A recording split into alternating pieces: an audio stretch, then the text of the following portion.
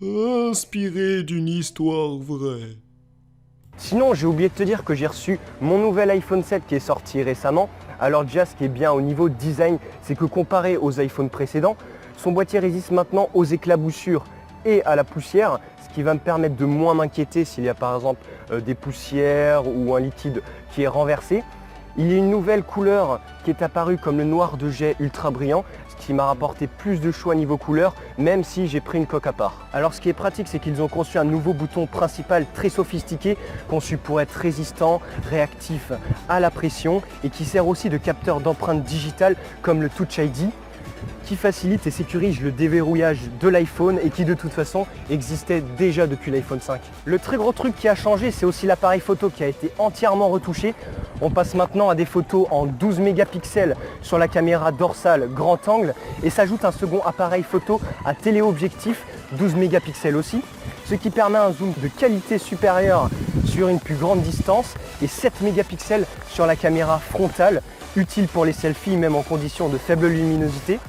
Il y a maintenant une stabilisation optique, un peu comme sur la plupart des caméscopes, qui va réduire les flous liés au déplacement et au tremblement.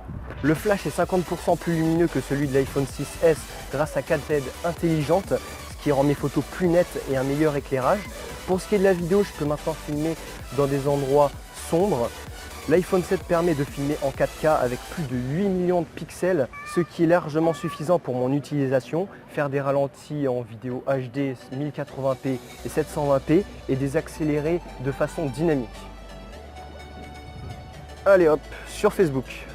Et chez Apple, ils ont également mis un nouveau processeur d'image objectivement plus intelligent à l'intérieur de la puce A10 Fusion, ce qui donne une mise au point plus rapide et une balance des blancs améliorée.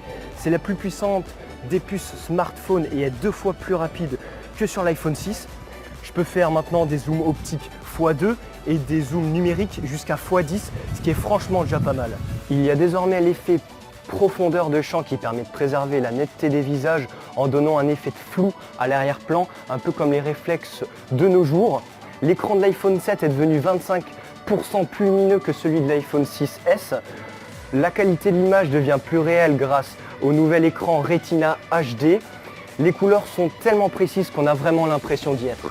Le 3D Touch permet en fait de voir mais également ressentir les effets de chaque pression. Et j'ai l'impression qu'on peut plus facilement interagir avec plus de puissance et de réactivité. La capacité de stockage a doublé et l'autonomie de la batterie a quant à elle aussi augmenté.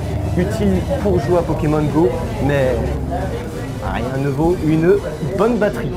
Pour ce qui est du son, l'iPhone 7 est maintenant équipé d'un nouveau système de haut-parleurs stéréo qui sont insérés en bas sur le même côté du téléphone et de nouveaux écouteurs AirPods sans fil sont apparus, ce qui va me faciliter la tâche car avoir tout le temps les... Mais attends, t'as pas le mode avion sur ton iPhone?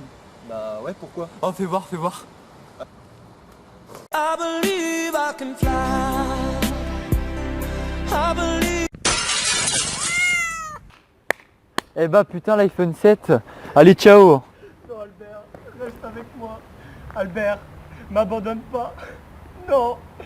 Non.